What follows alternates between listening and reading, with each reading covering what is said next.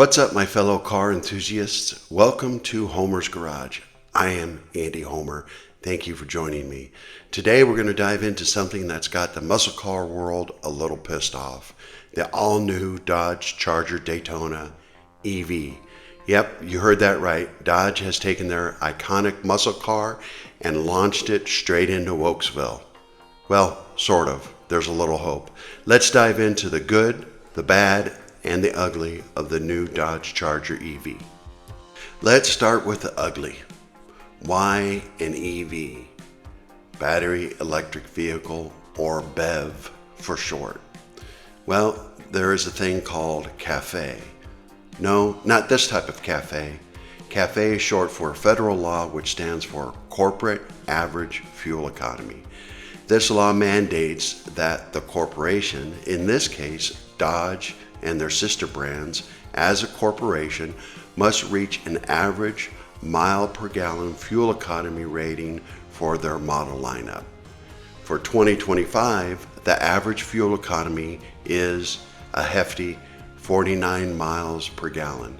And starting in 2026, this standard is to increase 10% each and every year after that. Many feel these standards are too aggressive.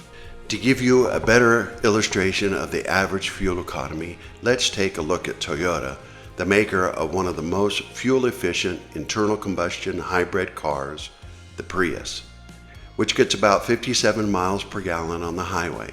That's great, but Toyota also sells the Toyota Tundra truck that gets about 23 miles per gallon on the highway. So if you average these two cars out, that would put the average fuel economy at 40 miles per gallon, falling short of the required 49 miles per gallon.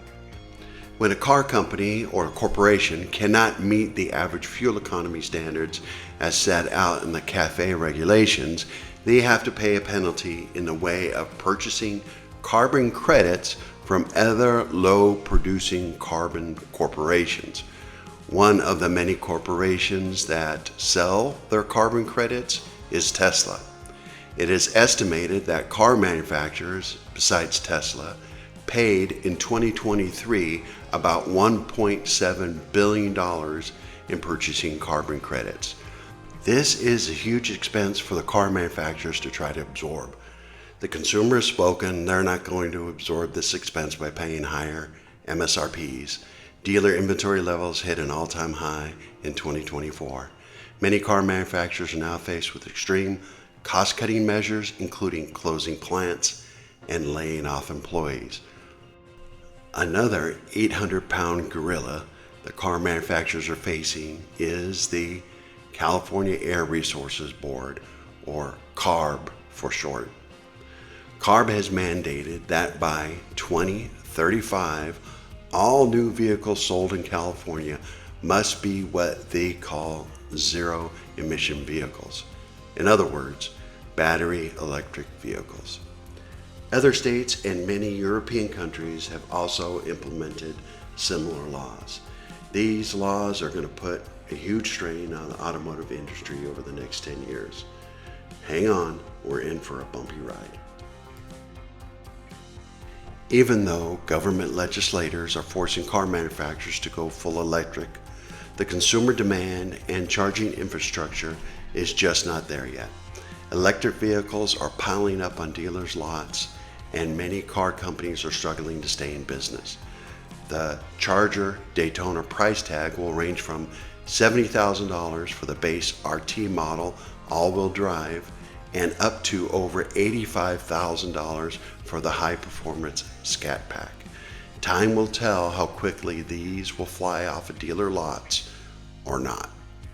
The core Dodge customer that grew up with the Hemi and all the great muscle cars Dodge produced over the years feel betrayed by Dodge for ending the production of their iconic V8 engines. Dodge is stuck in the middle, as are many other car manufacturers. How do you meet the demand of current and future legislation and stay true to your core customer base? And how do you plan for the future when you cannot bank on which way the legislative winds are going to blow? Well, Dodge may have found a way to hedge their bet. but more on that later.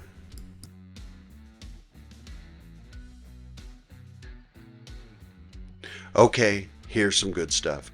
Dodge has not completely forgotten about their loyal customers.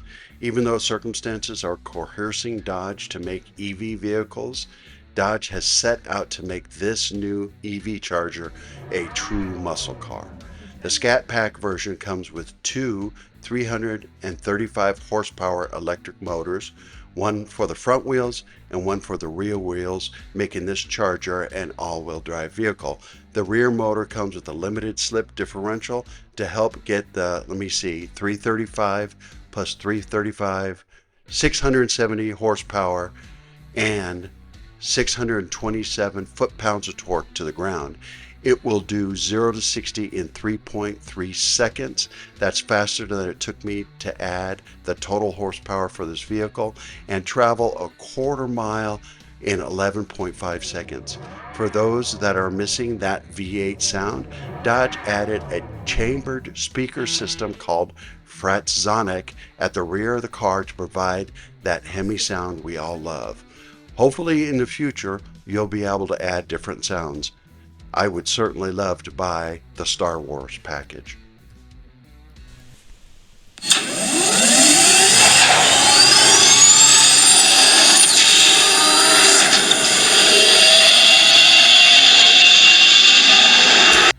Where this car really stands out is in its styling. This 8th generation Charger has taken styling cues from the 1st generation Charger with a fastback look, except this fastback is actually a hatchback with fold down rear seats that gives it a huge cargo area that you could even fit your surfboard in. Dodge also paid homage to the 1st gen 1966 Charger with its rear light bar that extends the entire width of the back end. The large C-pillar is also reminiscent of the 1st gen Charger that flows down to the large hips taken from the 2nd gen Charger. I'm happy to see that the Charger is a 2-door coupe version again. The future plans to make a 4-door, but for me personally, the side door is so large and the back seat has so much room, I'm not even sure why a 4-door version is needed. Dodge also resurrected the old Mopar Fratzog logo from the 60s and 70s. It's displayed throughout the car's interior, on the center caps of the wheels, and on the front and rear light bars that light up when the lights are on. The long, narrow nose is reminiscent again of the 1st and 2nd generation Chargers. Instead of hideaway headlights, this 8th generation Charger has LED lights hidden behind dark glass to give the appearance of the hideaway headlights of the Charger's glory days. Yeah. Hey, where are the headlights? They're hidden where the bumper loops around the grill. The coolest thing on this car is the spoiler on top of the hood. From the side, you can't even see it. Dodge calls this the R-Wing. What is an R-Wing? Glad you asked. It is named after Gary Romberg. Who is Gary Romberg? Well, I'm glad you asked that too. Gary Romberg is an actual NASA rocket scientist specializing in aerodynamics.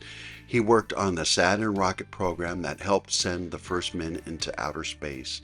The Chrysler Corporation lured him away from NASA to work on aerodynamics for their racing teams. Gary might be better known for designing this. These aero cars, the Superbird and the Charger, were so far advanced that NASCAR had to ban it from competition. I think it's pretty cool that Dodge would name this unique wing on the front of the nose of the new Charger for Gary Romberg. Okay, so how has Dodge hedged their bet amongst all of this chaos? They did this by developing what they call the STLA platform.